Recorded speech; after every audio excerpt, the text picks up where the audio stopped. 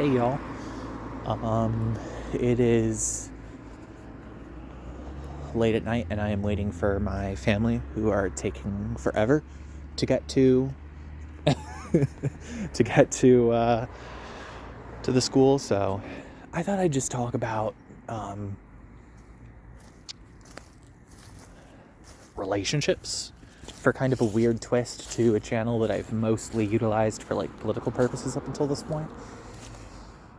Yeah, I just wanted to talk about how I think it's like really difficult to be single.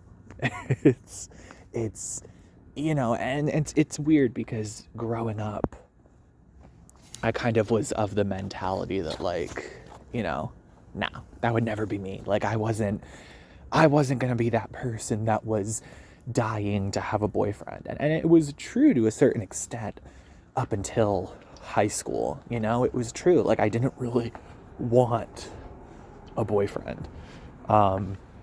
Before I kind of came to the full self-realization that I was like very much a homosexual.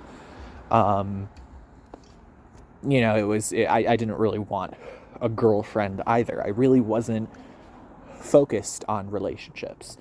I wasn't focused on having this like life partner, this person that I want to spend the rest of my life with. But, as you go into college, I find that you very quickly find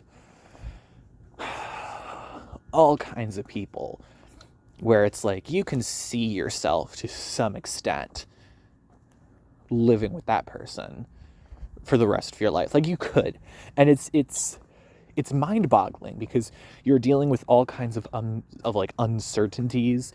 You're dealing with all kinds of like, well, what if he's not the one, or what if he just like blatantly does not think of me in that way? I mean, with 99% of people, there is like no doubt in my mind that they do not think of me in that way. And with the other 1%, it's kind of like, okay, well, I hold on to hope, but I just don't see it happening. And so, that's really hard. It's a really difficult thing that I kind of just wanted to bring up in a video because I just find it kind of interesting, and I think it's easier to emotionally handle things when we kind of articulate them and talk about them in this sort of more casual, yes, but not like letting the emotions take over, like trying to describe the emotions almost. And yeah, like I think as I've gone into college, it's been like the desperation has kind of really shown its ugly head, It's like this desire to have someone where it's like they're excited to see you, because it's not even like there are tons of people who I'm excited to see, whether that be because I'm sexually attracted to them, whether that be because I just love them as a person. There are like tons of people where it's like I can't really imagine myself having sex with that person like at this point in time, but like I love them as people, and I really do, like they're the kind of people I want to live the rest of my life with, where was I? I'm getting off track. you know like that kind of feeling. But with so many of these people, it's like I I don't think I even have any much of a chance to build any kind of romanticism with this person. And that's the feeling, unfortunately, among a lot of these relationships I have with people. But I find that as I've had like sexual and romantic attractions towards people, there are so many of them where it's like, dude, like I really want, I'm really happy to see you every day, but I want the person that I end up kind of like having as sort of a life partner.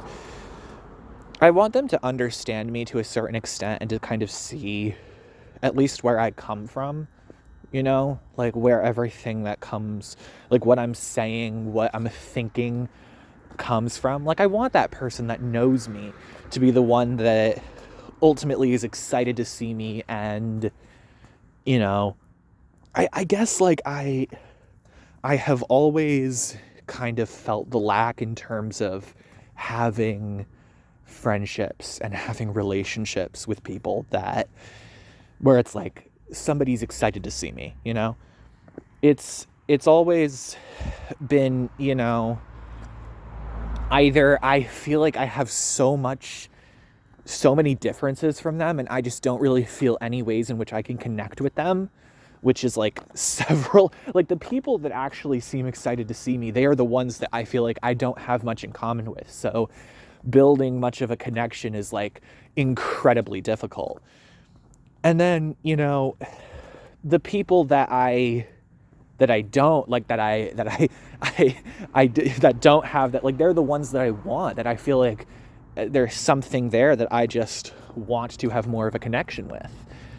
And it just never formulates. Like, they just never view me that way. And it definitely, I think, has played a significant role in some of the low self-esteem issues I've had. It's, you know, I think it's played a significant role.